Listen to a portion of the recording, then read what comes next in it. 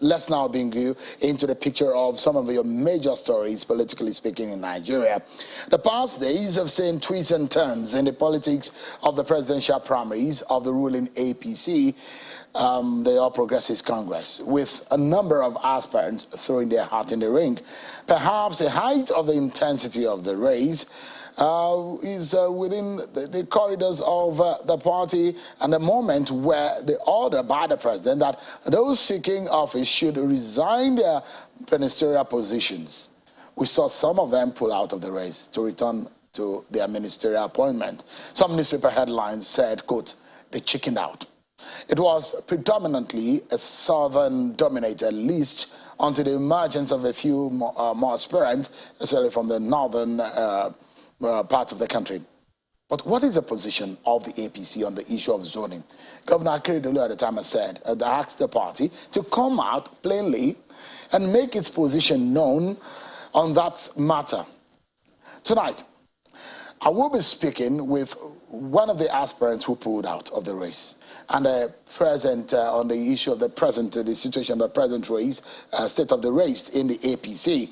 I'm being joined by a two-term governor of Abia State, a businessman, and a sitting senator representing Abia State in the National Assembly, the Senate Whip, Senator Orji Uzor Kalu, joins us live here in our Abuja studio. Thank you, Your Excellency, for joining us tonight. Thank you very much. I know for having me. You came out to say you're pulling out of the race. You were one of the frontline aspirants in the APC when you emerged, when you made your position known. And you said it was because of the Senate president. Can you shed more light on that? Yes, thank you very much, viewers and Sean, and not totally because of Senate president, because when we were fighting for a southern candidate to emerge, and we agreed collectively, the three southern zones, agreed that it was going to be southeast. No other zone supposed to have put in anybody. So we started seeing candidates from southwest, south, and etc. And knowing where I stand, and having been with Lawan for the last 41 years, and I know there are two zones that have never been president, the northeast and the southeast. And I don't have the number to give that nomination to myself. So what do you do? Because I expected our southern brothers and colleagues to support directly southeast. If you have read the article I did, the fairness I know explained everything to you. Because if we are talking about south, if it's not southeast, it should be northeast, because these are two zones that never been president. What about north I have said this. I have said Babangida have been president. Democrat, we're talking about Democrat. It was Democrat, any name you call it. He was president for 8 years. Abdul Salam have been president. And those are military heads of state. It doesn't make any meaning, but they rule the country. There is power on what they have done to their zones. I'm not a psychopath, you know me. If what I'm doing is not right, all Nigerians can be against me, but I don't care. But the truth will come out. Every other thing will fail, but the truth will stand the test of time. You think that the state of the race in your party is not fair to your zone right now? No, the Southerners themselves, the Southwest, South, they were not fair to us. Because what we could have done, people who continue receiving presidential aspirants from that zone are making a lot of mistakes. They could have asked them not to buy tickets. We did it in 1999. What is different in doing it today? So if we have to do anything that looks rational, they have to be southeast. If it's not southeast, Lawan still my choice, because it's from northeast. Now, it does look like you were one of those, the newspaper headlines have described like you chickened out. No, Sean, I'm sure you know me very well. I'm a warlord. I'm not chickened out for anyone. I'm capable of financing presidential election. I'm capable of fighting. I have everything to be president. But I felt that the right thing must be done. We need to realign. I need to take back Igbos to national politics. They are not in national politics now. Have you been able to achieve just that? I will achieve it in the next 1 year. I will take them back to the national politics. You want to be a running mate? No.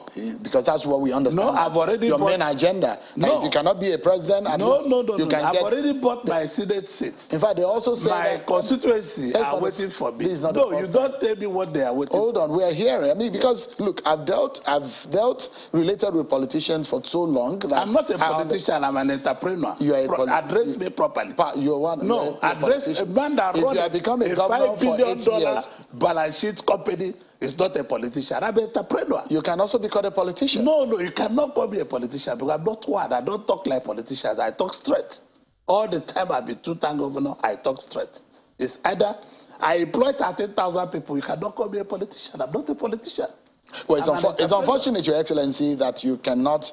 It's just like you're saying that either you're a man or a woman. We know that you're a man, so it is not what you say you are. It is what you have done. No, because there's a way you've been governor for 8 years. You've been senator for there's a way 4 years, and yet you say you're not a politician. No. There's a way you people discuss politician. I'm not that kind of politician.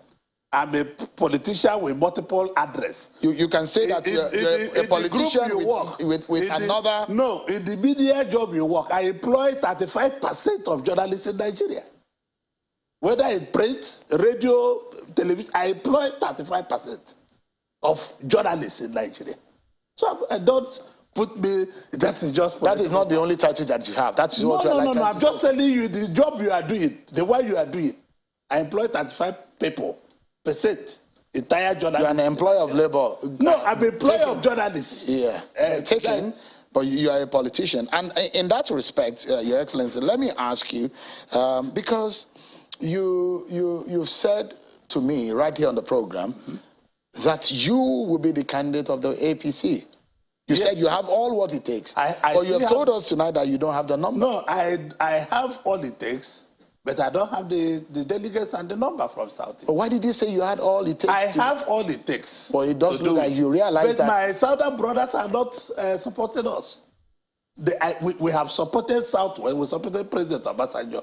We supported Vice President Osinbajo. We supported Vice President Jonathan for 5 years. We supported President Jonathan for 6 years. Why can't they support us? So any Southerner that is not from Southeast coming to run for president is a taboo. It's a betrayal. It's a betrayal. They are the one betraying us. But we are wiser today. We are more wiser than they think we used to be. Nobody can make us quarrel with the North because to be a president of Nigeria is advantageous to be with the North. So I'm not pretending about it. If my other brothers, because they are good academicians, they are good lawyers or good business people, they don't see what I see. What I see is different. I have to see the reality on the table. So when you say you don't have the numbers, in terms of the collegiate election... The delegates are about 7,000 something delegates. The Northern Nigeria have 4,800. And the Southern Nigeria as a whole have 3,000 and some change. So where am I going? And the Southeast have barely about 700 and some change. How am I going to get the number? I mean, have you heard what is being reported that Tinubu said he's had how many governors that has signatory to his ambition for the primary election, and that he has ordinary delegates? He's mentioned a few numbers of them. You heard that? Have you read that? No. I have not. You can tell me the story. All right. I mean, so since you have not heard it, let us go. I want to tell you, I have spoken to 9 candidates running for president. And they are already discussing to step down for Ahmed Lawan. But their demand, I'm telling them I'm not Ahmed Lawan. They should come on Tuesday, tomorrow, or next tomorrow. They should go with me to Ahmed Lawan to negotiate face to face. Because I'm not Ahmed Lawan. What would the negotiation be? I don't know them. I don't know. I'm not. Who are these 9 people that you're talking about? I cannot tell you until they appear.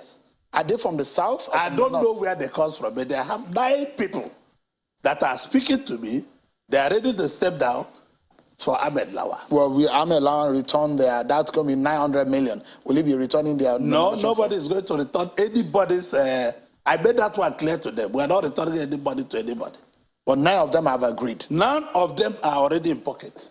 right now. Yes. So, and their delegates are also in They will bring along their delegates. Is it then true what they are saying, that your ambition is, if you cannot get the president, you want to be VP? No. I'm not the one that appoints VP. That's the reason why you are doing all of this. It's not true. That you I've already purchased. You're looking. Yeah. Listen, I've already purchased my Senate form. I'm very happy being in the Senate. That they say also you want to be Senate president. No, listen, forget about what I want to be. We have to cook the food before you eat it. What I want to be is immaterial. I'm looking for a candidate that will give Nigerian people leadership. We are looking for leadership. And that is in Ahmed Lawan. Yeah, of course. I've known him 41 years ago. We are roommates in the university. So he's strong to give Nigerian people what they're looking for. That is what we are looking for. Beyond being your roommate, what does he possess to become Nigeria's president? Or you just want to you want to do a favor to your old listen, friend? Let me tell you. I said I've known him for 41 years. We stabilized the Senate. All the bills that are impossible to pass, the petroleum PIB that is now PIA, the amendment of the electoral law, you can see how we did it. Well, everything is done business-wise. So I want to tell you, Ahmed have capability of leading the nation. And I know he have the capacity. It's not a doubt what he will do. He must not have everything. What he will not have is going to be a teamwork. It's not Ahmed Lawan's. He will assemble the best team under our supervision for Nigerian people to get what they want. That will be prosperity to Nigerians. Let me show Nigerians this list again. This perhaps updated because recently some of them have pulled out of the race, and we've seen some new entrants into the race. But the list of the presidential aspirants. I told you. Yeah. What did you say, sir? I told you before that it's either southeast or south-south. That will be president. Or south, northwest. That will be president. Those are only two zones. Northeast or northwest? Northeast or southeast. That will be president. So if we are not giving to northeast, we'll go to give to southeast. We'll go to northeast. So look at the list. Look at the list. Is right there on the screen. So you have your friends across the regions here, from Bola Tinubu to Yaya Bello to Professor Yemi Oshibajo to Dave Umahi. Rocha Okorocha. These are your friends from the southeast. Everybody there is my friend. But I'm saying that from the region, from the southeast region. Almost everybody there. I have worked with almost everybody there. There is nobody that is a stranger there to me. So in all of this, can you identify the nine people that you're talking about? How can I identify when I told you that it's wrapped up, but they finished talking with? They are going to see Ahmed Lawan today, tomorrow, or Wednesday. Take your camera and Ahmed Lawan's house. You will see them. What time is this? I don't know. It's you. You are a journalist. You should find time to do that. All right. Let me show you again what the governor of Ondo State said. Mm-hmm. And he's asking the party to come to the table with equity. He has said that the party must ensure the principle of rotational representation guides its decision going forward, just as such principle was adhered to at the APC National Convention. The governor says that it's time for the party leaders to make a categorical statement devoid of equivocation on the pattern of succession. He released a statement about 2 weeks ago saying it is very expedient that the party avoid self-inflicted crises before the general election. If the party does not come out, PDP has come out to say they have thrown it open. Is it fair for the APC to keep quiet or to be ambiguous about the issue of zoning? No, listen.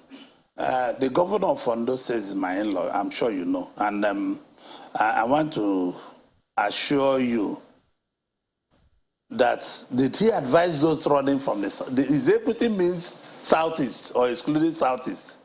Is that his equity? The governors of the south had a meeting in Lagos. Now I want to give you a premise and a background. If he's talking about equity, equity should be southeast. Anything less than southeast is not equity. It can go back to the north. That is what I'm telling you. So if the southeast cannot have it, give it back to the northeast. So that's your position. That's my position. That is the position. If you cannot come to us, because if they come to the north, the 3 zones went to the north. We agree. We can give to the south. And they don't want to leave it to southeast. Why should I allow them to take it when they have done presidency before? We're only wiser today. We're wise people. We're no longer the Mumbu they used to cheat. We're very wise. So the Southeast, politically the Southeast is wiser. Today, yes, we are not just doing our business. You have a game plan right now? Yes, of course. I will unfold it. Is the president aware of all of this? No, I don't work with the president. The reason why I'm asking is because he's the leader of your party. No, I don't know. I don't work for him. You should ask his political advisor. But he's your friend? Yes, if he's my friend, there's not everything he And the leader of your party? Yes, so in the direction and the manner in which your party go, in such a crucial time as this, don't you think if your position from the big wigs in the Southeast is that if it cannot come to us, let it go back to the North? If that kind of position, you think that the president should not be aware? Why not? President is a human being. He should be listening to the gossip. And moreover, let me tell you, these governors, some of them are very funny. You want to pick your successor, you want to pick your deputy, you want to pick your chairman of the party, and they don't want the president to pick who will succeed him. The president must be able to say, I want this man. Like they did in the state. I was a governor. I picked my successor. And I fought for him to be the governor. So they should be fair.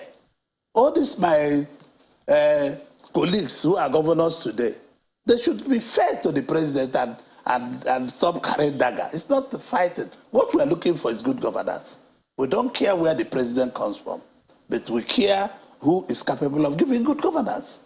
And that is what I'm telling you. Do your people agree with that statement, that you don't care where the president comes from? Well, if you can't give it to us, we don't care where it comes from. What I'm telling you is the position of most Igbos. Some by disagreement, most that know politics. Because you can't continue letting us to vote for you. You don't vote for us. If we vote for you, you vote for us. If you will see, what you see in 2023 will be new Igbo thinking. The new Igbo thinking will be, if you give me, I give you. If you don't give me, I don't give you. We have voted for President Obasanjo. We have voted for President Jonathan. We have voted for Vice President Osinbajo. They should find sincerity in their mind to vote for us. I withdraw. If they zone it back to Southeast tomorrow, I'll reactivate my form and face anybody in the primary. Unfortunately, they must give it to us. Unfortunately, you may not be able to do that. No, there's still window for substitution. Not from the aspirant point of view, but from the party's point of view. No, there is a substitution. INEC have substitution of presidential candidates, governorship candidates, senatorial candidates, and etc. So we still have window in July and August. There's still window for substitution. If it's ever going to the South, I'll be substituted to be the candidate, because I'm a strong candidate that have everything it takes to make a good president. Let me give you a scenario, Your Excellency. Yes. And the scenario will be, should a Southerner emerge as a candidate of the APC and a Northerner emerges as a candidate of the PDP, does your party stand a chance at the general elections? Let me tell you the problem. Whether APC or PDP, the problem we have there is Kwankwaso. Our problem is not APC or PDP. Why? So, because of Kwankwaso is already a presidential candidate, we're a problem. It will be forced, we are forcing every party. That was what I saw when I pull out. Because Kwankwaso, if they are giving me the ticket from Southeast, I will lose. And it will not be good for us. Because Kwankwaso left PDP and went to NNP something, NNPP. I don't know. Yeah? NNPP. And if Kwankwaso, if the PDP, APC give their ticket to Southern Nigeria, Kwankwaso is already a president in the waiting. I can assure you that. Knowing the mentality of what is the truth on the ground. Unless you are telling yourself lies. I don't tell myself lies. I'm a student of realism. I'm a student that tells myself the truth. So Kwankwaso is a problem. Because if PDP goes to North, APC goes to South, it's as well telling me to pack my luggages and go. I will not have a job in the National Assembly. I won't have a job in the federal government of Nigeria. That is the truth. Because we want to change things that will be for the people and give them the kind of leadership we have given to ordinary people. So Kwankwaso has changed the dynamics. The dynamics of yes, of, whether of you want things. to believe me or not, Kwankwaso have changed the dynamics. No, so and as it is right now, it's better for your party to go north. Yes, that is the truth. Without being said, I have no emotion. I'm speaking the truth from my heart. My party will be fools if they don't go to North because of. Let's look at that list again. You can look at. Let's look at the list again, no, and I wanted to. I'd like to identify the number of the Northerners or the. No. Me, I'm not going for number of Northerners. I'm going for Lawan. No, I'm saying that. I'm just going for about capable that will do the job. I don't have two candidates. No, there is Yaya Bello. No, I don't have two candidates. I don't even want you to call anybody's name to me. Yaya Bello is my personal friend. But since Lawan came out, if Lawan was not there, I would support Yaya Bello. So with the narrative that we are giving tonight, there are two Northerners on that list, Yaya Bello and Lawan. As far as you're concerned, the race is between the two of them. No, it's a close matter. That is a close matter in my mind. To Lawan. We understand that the Governor Bagudu also, in fact, took a form. That is what he wants to do. I have made up my mind where I'm going to. And most people have made up their mind where they would like to be.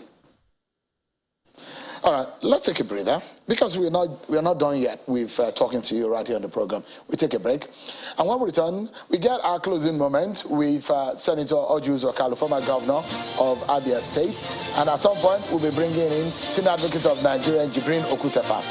He will be joining me to give us legal insight to the issue of Electoral Act Section 84 sub 12, the confusion. President Buhari and the AGF, Attorney General, have gone to the Supreme Court to seek interpretation on that matter. We get legal insight from the Senior Advocate when we return from this break as well. Join us again.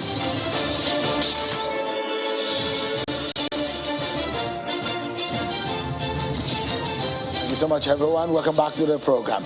We've been discussing with the former two-term governor of Abia State, Senator Orji Uzor Kalu, who is also the Senate whip. Thank you so much for staying with us. Thank you.